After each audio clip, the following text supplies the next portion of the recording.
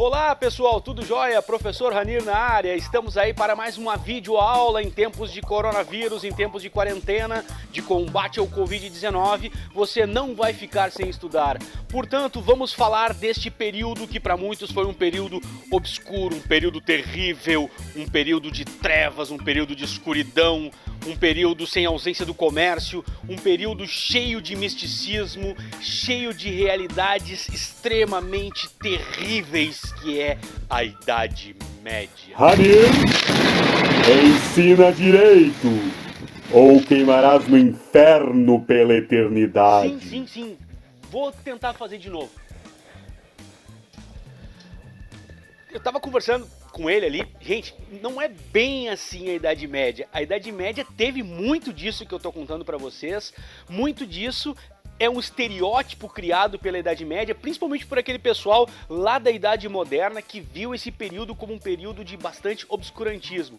É óbvio que teve tudo isso aí que eu tô falando pra vocês, mas também não é bem assim, não foi tudo isso. E é disso que nós vamos falar nesse período chamado de Idade Média, um período que é bastante longo, esse período que fica entre a Idade Antiga e a Idade Moderna, que de tamanho desdém foi chamado de Idade Média, um período de mais de 1000 anos, e é sobre isso que a nossa videoaula vai falar logo que seguir a vinheta. Solta a vinheta aí!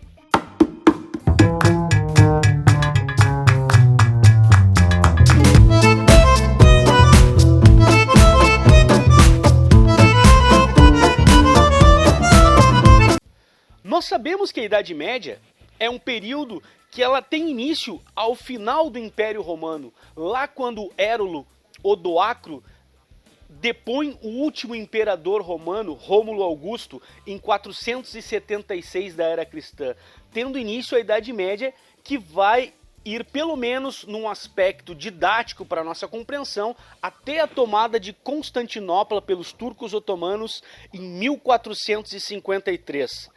E é justamente sobre esta cidade, primeiramente chamada de Bizâncio, posteriormente rebatizada por um imperador romano de Constantinopla, casualmente o nome dele era Constantino, e hoje a capital da Turquia, chamada de Istambul, que nós vamos começar a nossa videoaula.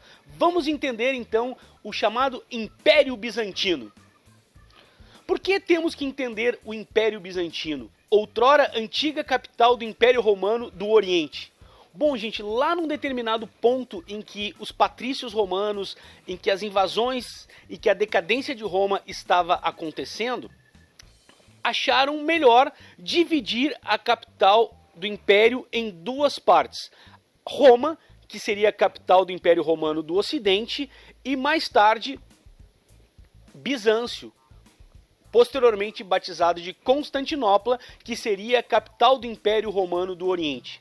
Com a decadência do Império Romano do Ocidente, em 476, restou então a capital do Império Romano do Oriente, que na verdade não vai ter praticamente nada mais de Império Romano, a não ser, digamos que, o anseio de retomar a grandiosidade de Roma.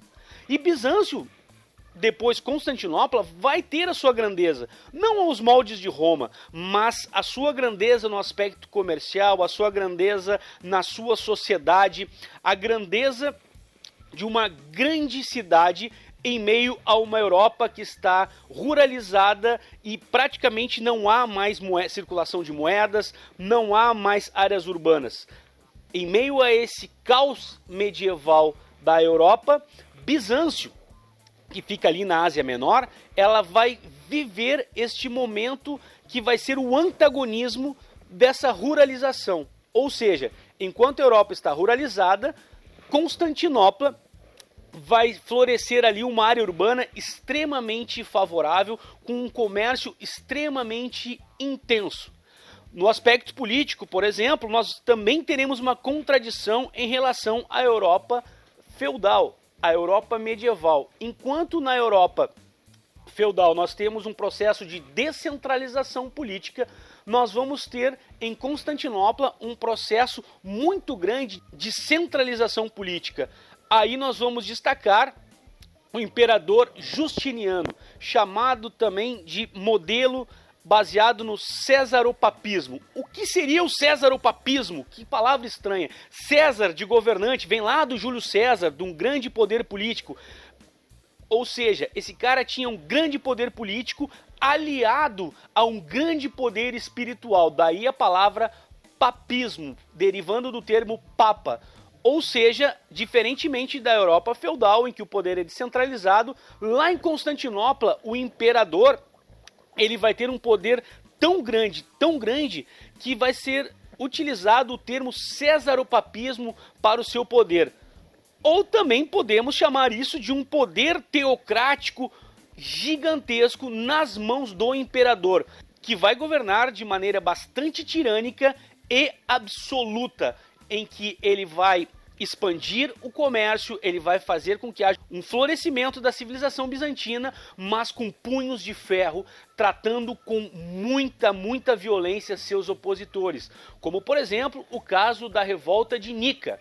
O que seria a revolta de Nica? Será que não é Nike? Não, é Nica mesmo. Vamos falar disso. Bom, como Bizâncio tinha muito poder e muita riqueza, um dos empreendimentos que foi realizado em Bizâncio, ou Constantinopla, vamos chamar de Constantinopla, tá? Em Constantinopla foi justamente uma espécie de um velódromo, onde havia corrida de cavalos. E um dos cavalos favoritos e tal da galera era uma égua chamada de Nica. E houve uma disputa e, na verdade, um empate técnico. E toda a galera, toda a massa querendo que essa égua fosse a grande vencedora da corrida. O que Justiniano fez? Não. Pra vaidade do cara, o cara vaidoso. Não, eu acho que quem ganhou foi o outro. A massa da população foi a loucura, gente.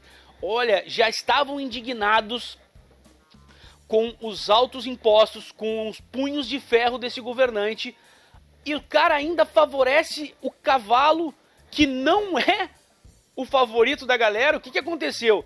O pessoal se revoltou e foi pra cima. Ele, alguns falam que a conselho da sua esposa, disse, não, vamos mediar isso e tal. Aí ele chama a galera e diz, não, para. Vamos fazer o seguinte, eu vou pra casa, vamos pensar direitinho, calma aí, galera. Inclusive vou dar uma mexida em algumas leis aí que não estão bacanas. E nós vamos então melhorar essa situação.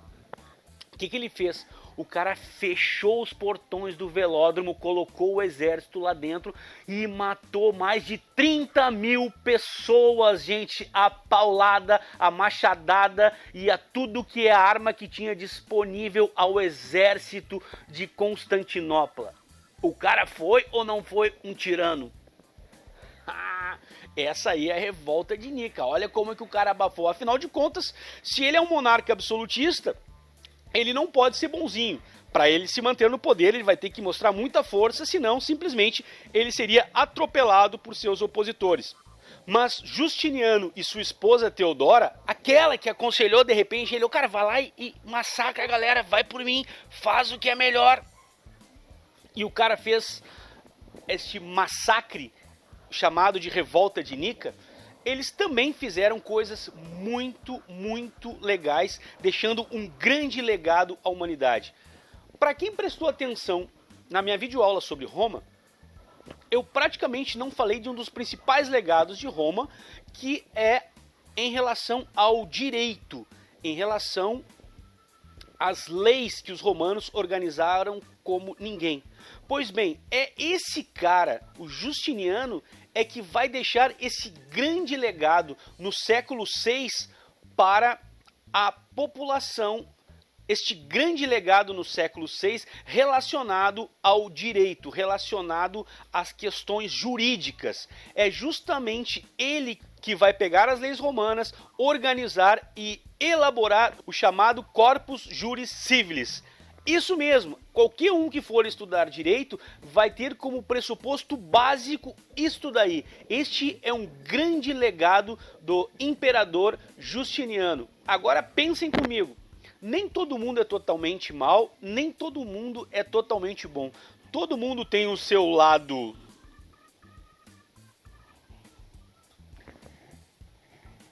Até eu tenho esse lado. Mas a gente tem que domar, né? Esse aqui some. A gente tem que domar esse lado. Obviamente que a gente tem que domar esse lado e não deixar com que o nosso lado mal floresça. Para isso que nós estudamos história, para que justamente nós possamos ser pessoas melhores. Viram então como o Império Bizantino ele tem um significado na nossa vida, ele tem um legado muito forte no nosso mundo. Qualquer coisa que tu for reclamar, lembra que foi lá em Bizâncio, por exemplo, essa questão relacionada ao direito, relacionado às questões jurídicas, que ficou esse legado que nós usamos até os dias atuais. Para a gente resumir então, por que a gente deu uma passada em Bizâncio? Vamos lembrar que, enquanto a Europa Ocidental vivia um processo de ruralização, o Império Bizantino fazia comércio para tudo que era lado, era um grande entreposto comercial. Enquanto a sociedade da Europa Ocidental era ruralizada, nós temos uma área urbana bastante significativa. Uma economia baseada no comércio, enquanto nós temos uma economia na Europa Ocidental de subsistência, praticamente a inexistência do comércio. Enquanto nós temos na Europa Ocidental o predomínio da Igreja Católica Apostólica Romana, como nós conhecemos praticamente até os dias de hoje, nós vamos ter a chamada Cisma do Oriente, em que vai haver uma divisão, ou seja, o que vai prevalecer é a Igreja Católica Ortodoxa Grega. Entre os principais pontos da Igreja Católica Ortodoxa Grega estão de que os seus sacerdotes podem casar-se e também está relacionada a questão da iconoclastia. O que significa a iconoclastia? Significa que não podem adorar aos santos, apenas adorar a Deus conforme está na Bíblia. Os caras seguiam a Bíblia à risca.